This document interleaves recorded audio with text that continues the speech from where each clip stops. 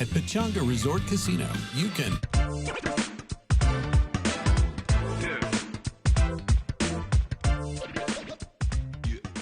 Come on.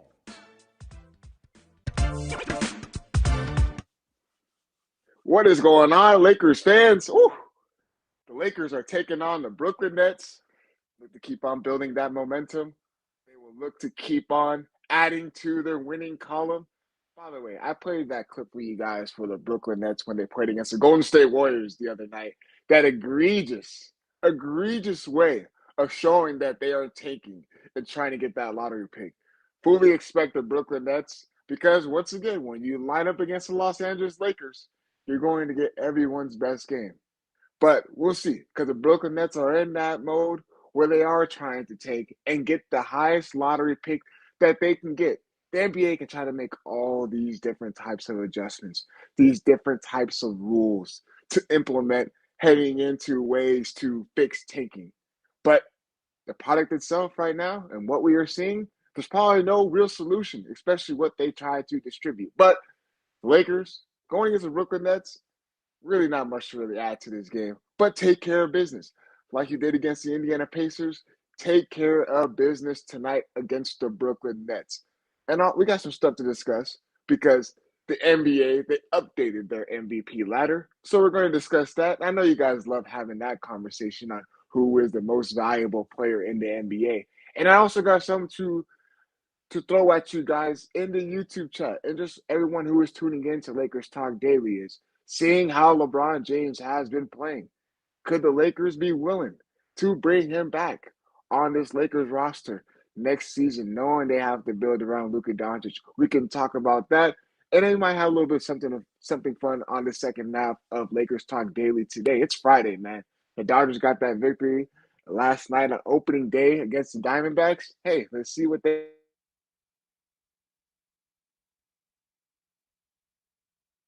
now get into the nitty gritty of this episode. I have to talk about my friends at Pechanga Resort Casino, and you can play a perfect combination at Pechanga Resort Casino, the official Native American resort and casino of the Los Angeles Lakers. Skip the traffic. Head on over to Pechanga Resort Casino just off the I-15 in Temecula. Visit pechanga.com or call 888 Pechanga for reservations and for more information. By the way, if you guys have not checked out Pechanga, I'm going to tell you over and over again, you have to go. Your boy might go out there a couple weeks. I'm not that good of a golfer, but I may have to head out on that golf course because it's one of the nicest golf courses, in my opinion, in SoCal. Just throwing that out there. But got the Brooklyn Nets tonight, and also the MVP ladder. You guys love having this conversation. We heard John Ireland make his case for Luka Doncic, at least being MVP. Heard some stuff in regards to the morning show where Sedano had to say on his thoughts on Luka Doncic being in the conversation for MVP. Now, I went on and told you guys that if he was not to win MVP this season, I wouldn't even be upset. I wouldn't even be like, what the hell is wrong with the league? Because the way Wemby has been playing and the way that SGA has been playing, and we have that thought process is when you are in consideration for MVP, the expectation is that you can defend. You can be able to play both ends of the basketball court, which what Luka Doncic struggles at. He struggles at being that reliable defender on the defensive end for he's been on. I mean, he's only been on two for the Mavericks and for the Lakers. And the conversation and the reason why he is fallen, and I saw some reports that he was actually in the top three, he's maybe even at two, that he slowly started to climb his way down. And now we see right here, we have the graphic up that he is at four. I'm not mad at this list.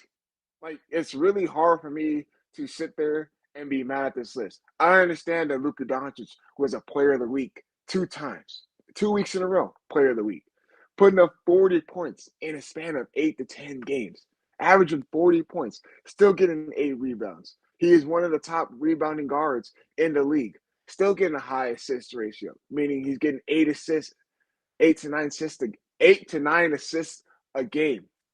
Everyone else everything right offensively.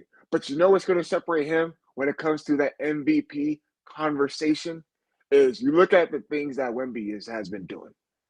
He has been a tremendous force offensively, correct?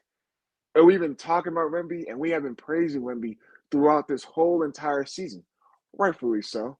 We didn't even we thought the Spurs were going to be good, but we didn't think that they would be able to reach this level, correct? For being honest, he was able to take this Spurs team to a different level. To now they're in a race to get the number one seed in the Western Conference when no one thought that any team in the West would be able to catch the Oklahoma City Thunder. He's leading the league in blocks. And the way he changes the trajectory for players' jump shots, when I say the changing their shot, when they try to drive to a lane, it's not essentially him blocking the shot, but his size, his length, and being able to change their shot, that's effective. And it does not show up on the stat sheet, but that's something that a lot of people keep their eyes on.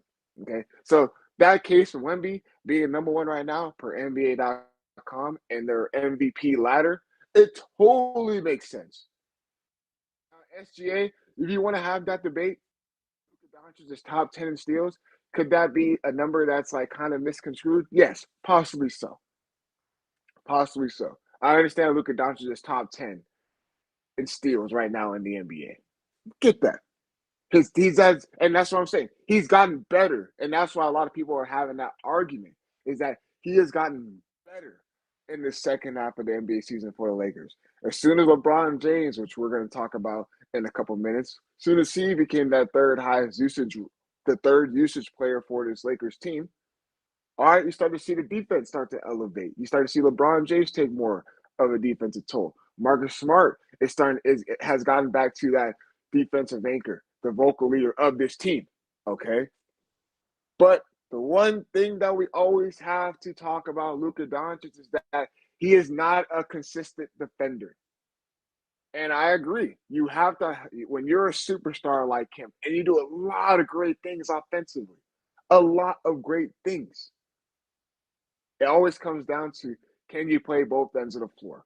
And that's why a lot of people praise guys like Jaylen Brown because what he was able to do for the Celtics team without your star teammate in Jason Tatum and leading the Celtics team who they thought that they weren't even going to be in consideration to be top in the Eastern Conference.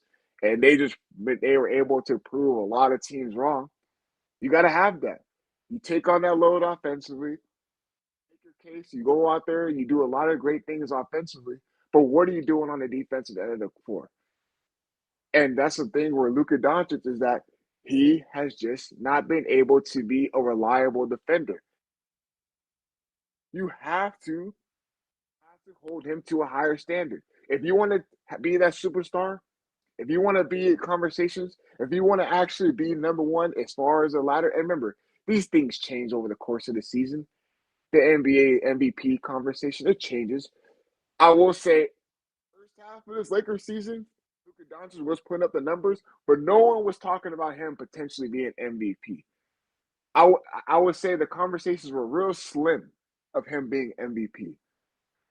Second half of this Lakers season, when they were winning 9 in a row, and they were beating the Rockets, and they were beating the Timberwolves, and they were beating the Knicks, and they were beating the Nuggets, that's when you start to see conversations grow even more for him being MVP because he was putting up numbers, but it was also the way that they were winning, and he was able to impact winning. And I think that's where it comes down to is that you have to be able to defend the rock. You have to be able to defend the basketball. And his defensive rating, you guys talk about it in the YouTube chat. He's just not a reliable defender. And you have to be able to defend the basketball floor. And then that's another thing I want to talk about, which makes this conversation really, really interesting because you look at it, it's number one, Wemby, number two, SGA, and number three, you got Nikola Jokic. Now I love what Nikola Jokic does. I really, really do. I think he's one of the best big man passers to ever play. He's up there for sure. He can score like no other. And the fact that he can do things off the dribble with his size, he does a lot of great things offensively. Solid rebounder. He's always in the right spots to rebound. He gets MVP nods because he does get triple doubles. He does have high scoring. He does just pass the ball really well. But can we really say that Nikola Jokic is a really good defender? So I think that's where the argument comes because we've seen him being an MVP, and he wasn't the top defender. The only thing is that he wasn't really considered a liability defensively because of the guys that are around him on that Denver Nuggets team. And I think that's where the conversation comes is because you have guys on this Lakers team where you can't hide Luka Doncic. I know I'm not taking this as a negative. Lakers defense has gotten better. There's a reason why they're the number three seed right now. This is not a shot at the Lakers as a team, but this is just if you want to be considered MVP, especially if you don't win it this year, if you want to try to make that one of your goals, if you're Luka Doncic, you have to take pride on that end of the floor. You have to get better. You have to be willing. And I'm not saying he isn't a willing defender, but you have to be able to correct that. And you're going to be held to a higher standard. Simple as that. Now, I'm not mad at this list. I'm really not. All I came here and said that it would be disrespectful, honestly, to not even consider him like other people around the media were saying he's not even in consideration of being MVP. That is ridiculous. That is like, I'm not going to, that is wrong for that. Now, with this list, it's okay. The real goal is keep on for the Lakers to win. Keep on stacking up those W's because you got Oklahoma City Thunder twice. All right, let's see what you can do with that. Then you got the Cleveland Cavaliers. But then you look around the rest of that schedule, the Nets tonight, the Washington Wizards, the Utah Jazz. Take care of business against those teams. And then you got the Phoenix Suns, which who knows what Dylan Brooks will be in the lineup or will be without the lineup. Like you guys have been saying in the YouTube chat as well. 8-2 record. 8-2 record will be really, really ideal for the Lakers heading into the postseason. So just throwing it out there, I thought that was a good conversation as far as hearing what everyone has been saying. As far as the MVP conversation and stuff like that. Now, another thing, we had a conversation on yesterday's show with DeMarco and Travis. And we haven't seen LeBron James. And we haven't seen him being that third usage guy. And we haven't seen him actually thrive in that role. And others being able to succeed in that role. LeBron James's average this season. Remind you, at the age of 41, his numbers. He's averaging 21 points, averaging 6 rebounds, and 6 assists. And remember, everyone had that thought process that it's never going to work with this trio. I did too. I came in there and said it's not going to work with LeBron James. There's similar basketball players on the court. They all like to do the same exact thing. And he came in, he understood the goal. He understood that this team needs him to play that role. Still him needing to be LeBron James. And the Lakers have had recent success. Now, we always say, hopefully that carries over to the postseason. Because if they do have that one loss, how do they respond? Because they lost to the Pistons and they ended up lining up against the Indiana Pacers. And they responded well. They came out there. They took care of business. But in a 7-game series, let's see if this construction, this way this team is operating, that him being that third usage guy, Luka and Austin Reeves having to get their looks.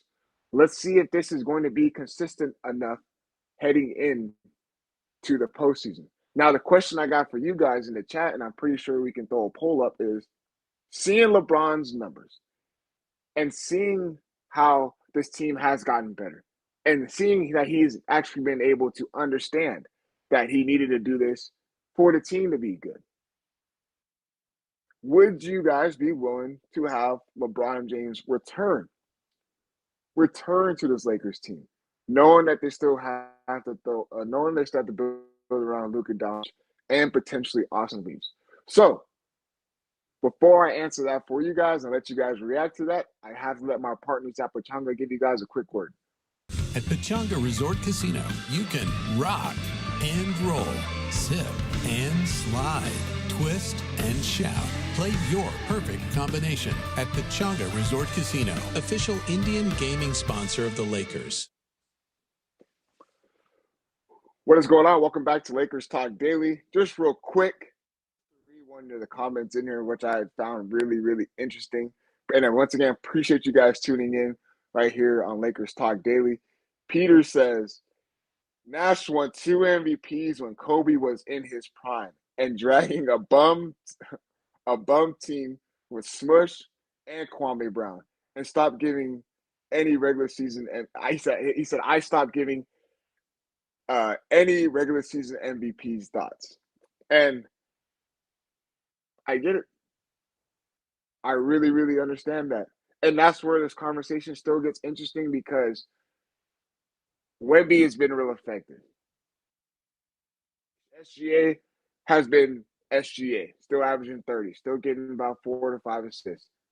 I know his rebound, Luka Doncic got higher rebounding numbers. And that's Steve Nash when he did win those 2 MVPs over a prime Kobe Bryant, knowing what he was doing for Smush with his teammates, Smush Parker and Kwame Brown, and knowing who was on Steve Nash's team. I believe that was a Amari Stoudemire. I believe that was a Sean Marion.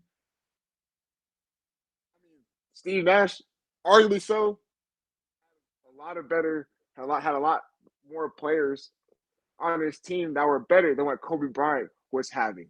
And that's where that's where the real frustration comes from in that time. Because Kobe, arguably so, in that time what he was doing for that Lakers team and the numbers he was putting up and knowing who was on his teammates, they needed Kobe Bryant to do all of that. That's where it just gets really, really, really, really frustrating. Another one, like JJ Redick said, the Brazilian Blur and Leandro Barbosa, Boris Diaw. It was a really good Phoenix Suns team.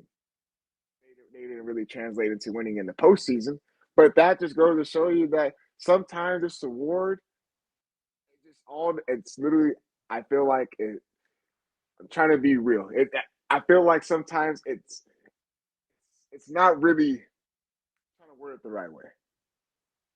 Like it's going to be tough. Let's just say that it's going to be tough to really see Luka Doncic win the MVP award this season for the Lakers because knowing what everyone's really going to be relying on as far as defense, and that's where it's going to separate him amongst others for this season and the foreseeable future. But you guys have some comments. Yeah, I like that one too. Rajah Bell. Forgot about Rajah Bell. Oh man, Rajah Bell used to get under my skin, especially when he would try to go out there and defend Kobe. Rajah Bell was just a pest. He was annoying, but you know what? He always was there in big moments for the Phoenix Suns. And then another one, Ruben Patterson. You guys are killing me in the YouTube chat, man. So you guys responded to LeBron James. I threw this out there for you guys, is that would you be willing to have LeBron James come back if he was to accept the same role, knowing that the Lakers still have to build around Luka Doncic and potentially Austin Reeves?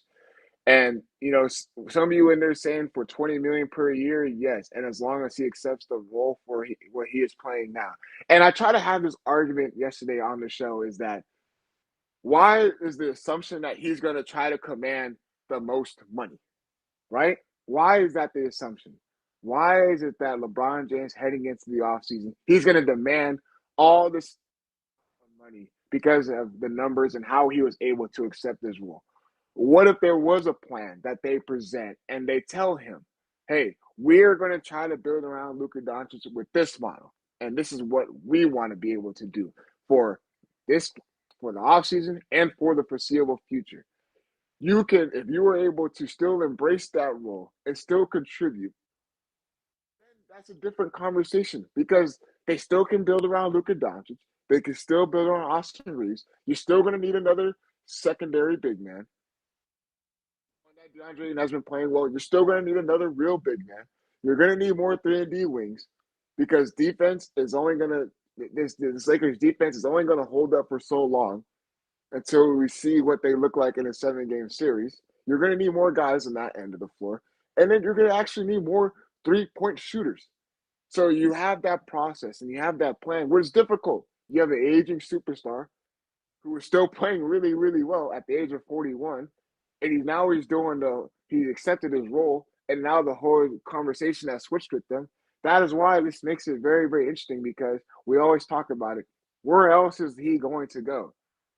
Because as he's getting older, his game starts to decrease, which we would think it would, and it hasn't really took a big dip like that. He's still going in the lane. He's still dunking. He's still being a guy that's a real threat in transition. That's what makes it very, very difficult.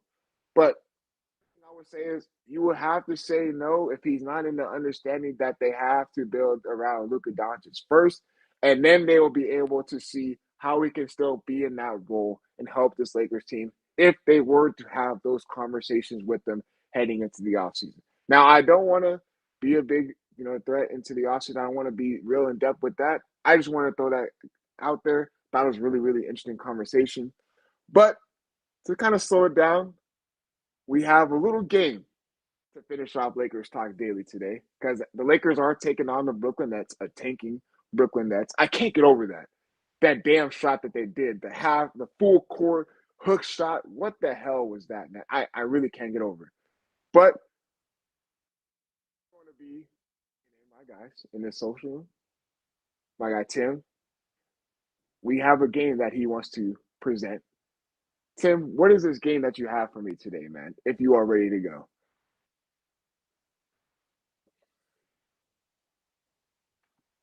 And by the way, just to throw it out there, we have Brooke back there as well with us. Brooke is also there with us as well. So I want to throw that out there. Got to make sure I show her some love as well. But yeah, so what we have for you guys is a Lakers Nets trivia game. And D, we're going to see what your knowledge is on Lakers Nets history. Oh, boy. Yeah.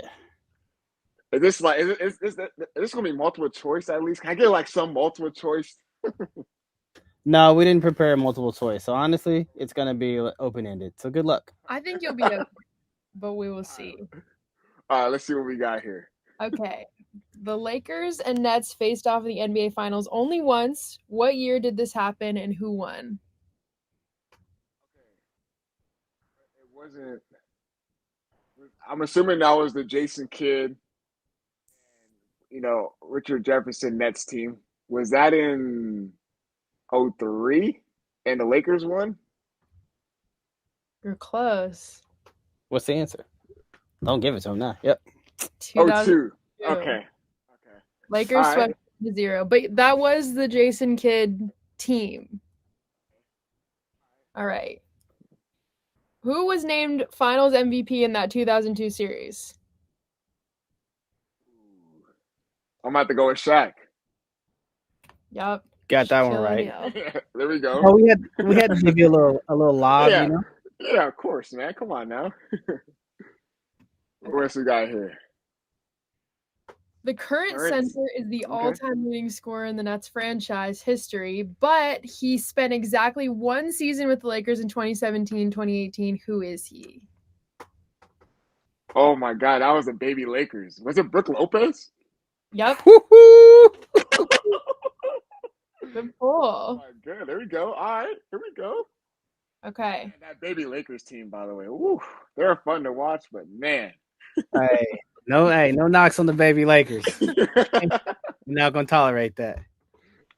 This is some Nets-specific knowledge. Before becoming the Brooklyn Nets, what was the team's original name when they were founded in 1967? 1967? The Brooklyn Nets. What was their name? Ooh, man. I ain't gonna lie to you. I'm not too sure. 1967. I'm not too sure with that one. Okay. The New Jersey Americans. Oh my God. What the hell, man? We went a little deep with that one. Sometimes you just gotta go there. You guys always have some deep pulls, man. The New Jersey Americans, man. Oh my God. Oh. On Christmas Day 2021, the Lakers and Nets played their first ever regular season game in the newly renamed Crypto.com Arena. Which team won that matchup? 21. The Lakers and the Nets played their first ever regular season game. I'm trying to think of that Brooklyn Nets team in 2021. Did they have? Was that Kyrie? Was that KD? Was that? No. You know what? Because that Lakers team was really, really good that year. AD with LeBron. I'm gonna go with the Lakers. Lakers won that matchup for sure. Oh, come on, man! You let me down. What? That was spoiled it. You know what? It was because Blake Griffin was on that roster. It was James Harden. And James Harden was cooking. Damn, I forgot. You were going that way. You had it. No, I don't know. I only reason why I thought because that Lakers team was good. They're falling off that bubble championship, and they were still really good until when they blew the team up though. Yeah, I get that. Remember, there was a Solomon Hill injury away from actually being being effective. You know what I mean? Okay. As of 2026, what approximate percentage of their head-to-head matchups have the Lakers won against the Nets? Man, approximate percentage. I'm going to aim high because Lakers have had some real success against the Nets. Percentage? I'm going to go with like